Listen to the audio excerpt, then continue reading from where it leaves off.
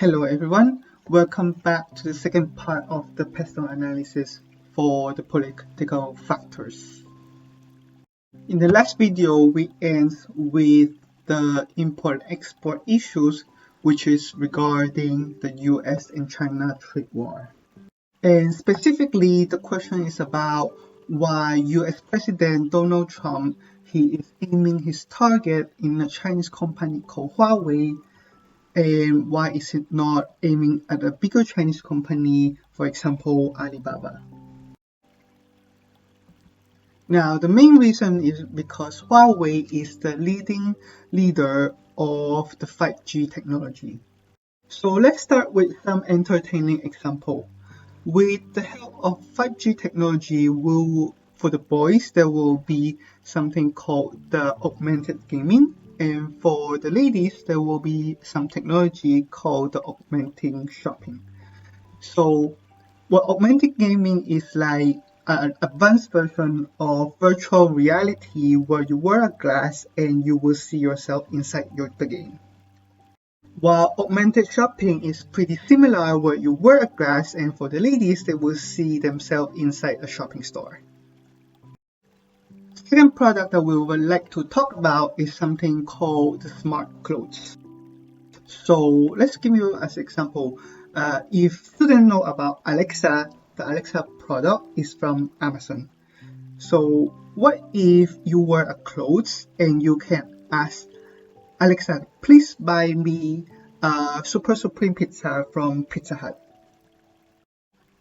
So the beauty of the smart clothes is that people do not need to pull out their mobile phone and they do not need to type the Pizza Hut website and they do not need to have a lot of clicks to buy the Super Supreme pizza. Instead, they can just talk to their clothes and the Super Supreme pizza will be ready for them in half an hour. Now, in the past, Google has caused a lot of the trouble to the marketing industry, especially for the television commercial companies. But in this case, if Google is not careful and Alexa from Amazon took over this market, then Google will be in trouble as well. Now, the third product that I would like to discuss with everyone is the virtual 3D presence. So imagine like this. So right now, because of the coronavirus, a lot of us are actually studying at home. But if the 5G technology is mature already, then right now we can bring a glass, wear a glass, and you will actually see the whole classroom and you will see me standing in front of you. And we will be having a class. You will see the classroom just like the Survey ISC classrooms, and we're having class as normal. Similarly, how the 5G technology can help the health industry is that the doctors no longer have to travel. They can just wear their glass and they will be able to meet and see and diagnose their patients. So imagine in this case where we have a coronavirus and most of the experts are actually Asian doctors. So if the Asian doctors want to travel to European countries or to America, they will take them 12 to 15 hours on the plane. However, if the 5G technology is mature already, they can put on the glass and they will see the patient will see the doctor will be able to give them advice based on what they've seen from the 5G technology glass. In addition, 5G technology is meant to have only 1 millisecond buffering delay, which means that it is 1 divided by 1,000 of a second. So that delay, that first tiny amount of the delay will be able for the doctors to operate surgery from distance, and that will save a lot of the time, and doctors in this case will be able to save more lives because they don't need to longer need to spend 12 to 15 hours on the plane. They can do the surgery at home and be treating the patients from different countries. Another thing that I think a lot of students are already very familiar is the autonomous driving or the self-driving. So the autonomous driving or the safe driving is not going to work in the 4G technology because 4G technology is quite frequent to have around 3 to 4 seconds buffering delay. And we know that if our car has 3-4 second buffering, then it's very likely to cause accidents. However, with the 5G innovation is that if the delay is only 1/1000 of a second, then that delay is not going to cause any accident. So in this case, all the cars will be connecting with each other, all the airplanes are going to connect with each other, and which all the camera, all the traffic, they are all going to be connected with each other.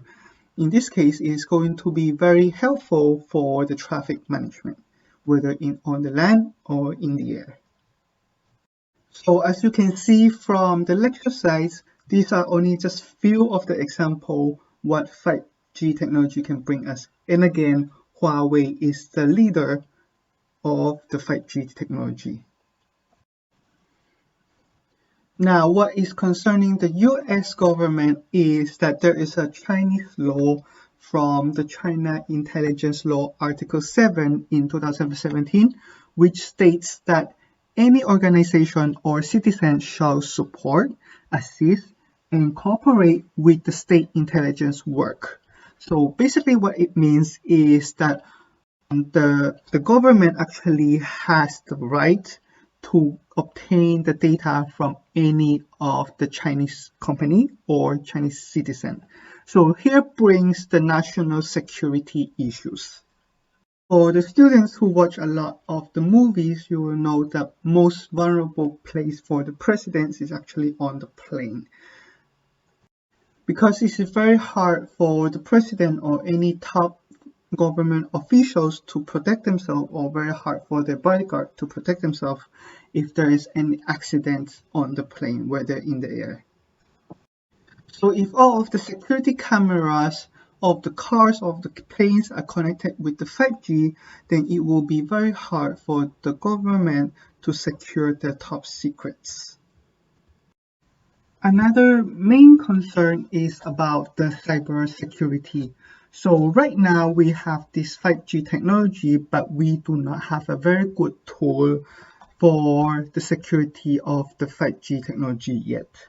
So let me bring you an example of how scary if the 5G technology get hacked. For example, if any student remember the 9/11 terrorist attack, so the terrorist group during that time, they actually stolen 3 airplanes and crashed it into the US. 2 of them crashed it into World Trade Center, and then 1 of them crashed to the Pentagon. Now imagine if the terrorists hack into the 5G technology where they have control of hundreds to thousands of cars and hundreds to thousands of planes, and if they decided to make the second 9/11 terrorist attack, how big the damage will be. So before I move on to talk about more concern about the growth of Huawei, I would like to ask you a question first about how many people do you think are using Huawei's network equipments? You don't have to submit this answer in the Study Smart, but I would like you to have an answer in your head. Do you think it's less than 1 million people using Huawei networking equipment? Or is it somewhere between 1 to 10 million people? Between 10 million to 100 million people? Between 100 million to 1 billion people? Or do you have any other opinion? Now, before I tell you the answer, I would like to talk you through the next lecture slides first. So, in order for Huawei to remove all the public concern, what happened is that the Huawei company actually show and publicize all the codes in their mobile phone and networking equipments. And what experts found out is that there is no direct codes that send all the data to the Chinese government. Now, assuming there is no national security issues, then why is US still concerned so much about Huawei? One of the another reasons is because Huawei, Nokia, and Ericsson are three of the largest networking equipment manufacturers in the world. Since 2014, Huawei has been rapidly outgrowing its competitors. So if you can see from the picture at the right, each Huawei, Nokia, and Sony Ericsson at 2013, they have approximately 20% market share for each of these companies, which means that for every 100 users of the networking equipment, 20 of them are from Huawei, 20 of them are from Nokia, and 20 of them are from Ericsson during 2013. However, what you can see from these recent years is that Huawei, which is the red line, it grows so fast that in 2018 they already got 30% market share, which means from every 100 people, around 30 people are using Huawei at 2018. Wherefore, the Nokia and Ericsson has been declining gradually throughout the years. So Nokia have been declining to around 18% and Ericsson have been declining to around 13% for the market share. So your previous question is that nowadays a more updated version is that the users of Huawei is reaching 3 billion people. And this rapid growth of Huawei is directly threatening the number one position of the United States.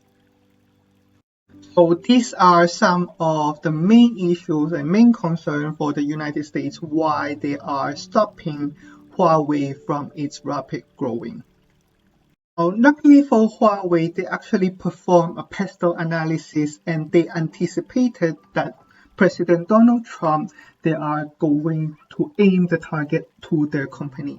So before President Donald Trump actually stops the US company from collaborating or working with Huawei, Huawei actually starts to produce and do research and development for their own hardware and software. So in this case, after Donald Trump announced the news of stopping the US company to stop working with Huawei, the effect for Huawei is actually not very severe. In the past, US government also did some similar things to the other companies as well, and those companies actually went bankrupt. And those companies are multinational companies that worth hundreds of billions of dollars, but still they are not able to sustain or fight with this kind of target political issues. Hoping that by using this example, students will be able to see how important it is to perform a PESTLE analysis into the business. So the next PESTLE political factor that we are going to discuss is going to be the recent Brexit. As usual, before we start the new topic, I would like you to do a little bit of research to see how much debt each European country has. And students are going to upload it in a PowerPoint format in the Study Smart, and that will count as your attendance. Finally, I would like to thank you for watching this video. I hope you enjoyed the class and I see you in next one.